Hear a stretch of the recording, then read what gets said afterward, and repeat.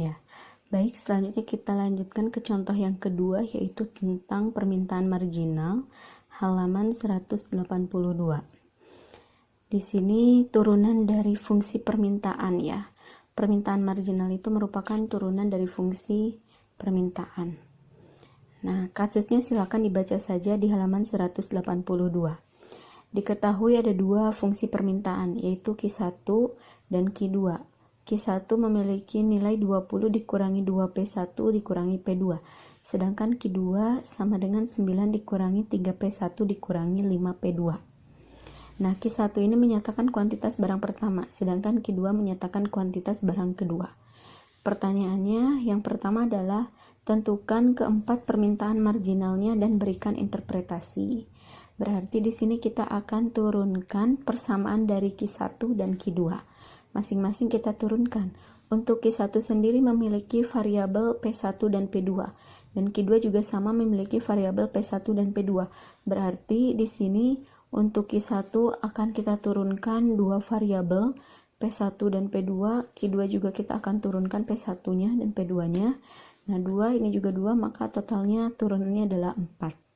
Nah, itu untuk langkah mencari permintaan marginal dari masing-masing persamaan di sini. Nah, sama seperti teori sebelumnya ya, kalau untuk biaya yang tadi fungsi biaya, turunannya menjadi fungsi biaya marginal. Kalau untuk fungsi permintaan, turunannya menjadi fungsi permintaan marginal di sini. Nah, untuk langkah pertama,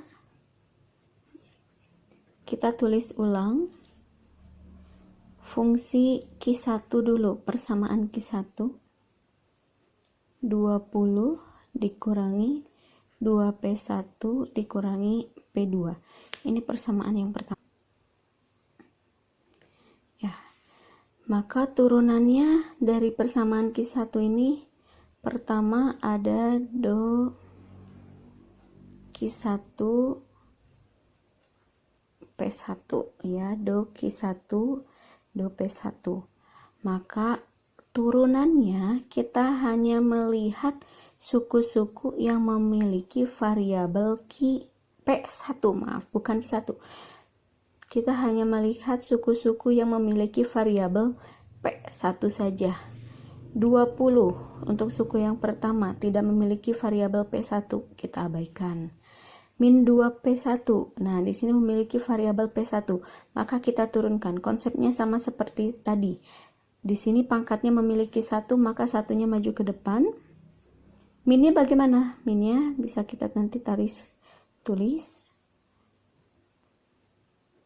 min 2, kita kurung, kasih tanda kurung. Kemudian P1 tulis ya, awas angka 1 ini dari pangkat ya, pangkat maju ke depan, pangkat dikurangi 1, itu konsep dari turunan. Pangkat 1 di sini kita kurangi dengan 1, maka hasilnya adalah 0. Nah, seperti ini.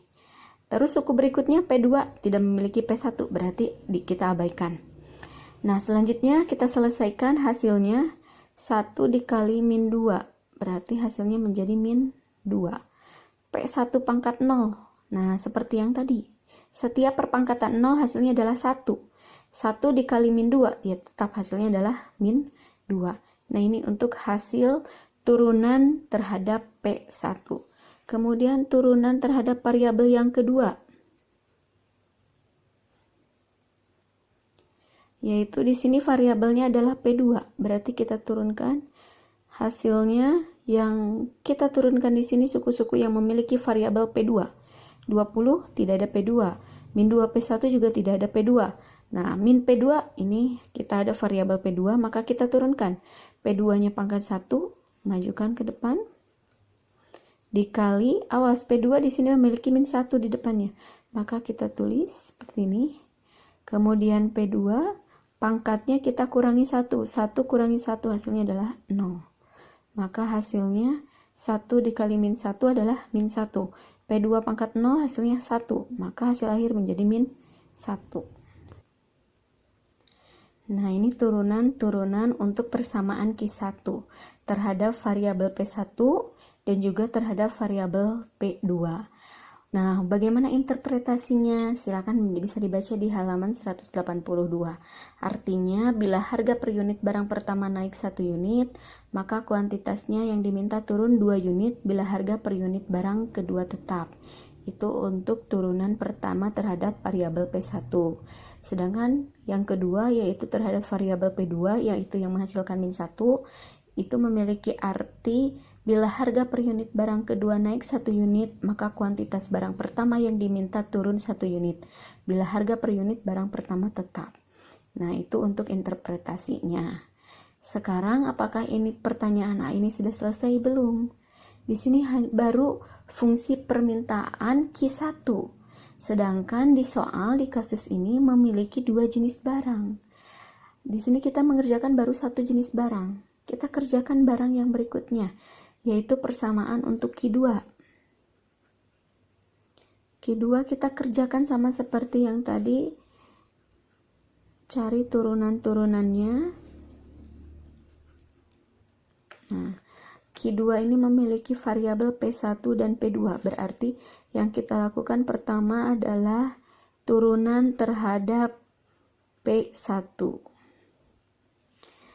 9 tidak ada P1, min 3P1 di sini ada, sama seperti yang tadi, pangkat maju ke depan dan pangkat dikurangi 1. Ini 1 kali min 3, pangkatnya 0, hasilnya adalah min 3. Kemudian turunan berikutnya terhadap variabel P2. 9 tidak ada P2, ini juga tidak ada P2, maka yang kita kerjakan hanya ini. Min 5 P2, pangkatnya kita majukan ke depan 1, kemudian pangkatnya kita kurangi 1 menjadi 0, maka hasilnya adalah min 5. Interpretasinya bagaimana? Sama seperti yang tadi ya, dengan ini persamaan Q1, atau bisa dibaca di halaman 182. Nah, ini penyelesaian untuk menentukan permintaan marginal dari fungsi permintaan 2 jenis barang Q1 dan Q2.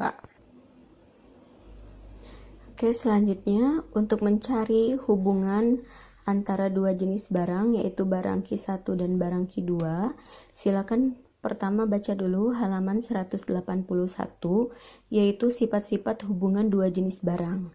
Ada 3 jenis barang ya, di sini memiliki hubungan, yaitu yang pertama, kedua barang bisa dikatakan komplementer ketika turunan terhadap P2 dari persamaan 1 ya, itu memiliki tanda negatif, dan turunan P1 terhadap persamaan yang kedua ya, di situ juga memiliki tanda negatif, atau dikatakan keduanya sama-sama memiliki tanda negatif, maka kedua hubungan dari barang tersebut adalah komplementer.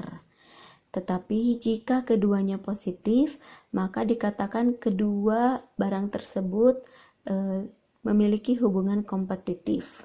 Sedangkan jika berlawanan, maka kedua barang tersebut bukan komplementer dan bukan juga kompetitif ya. Ada di halaman 181.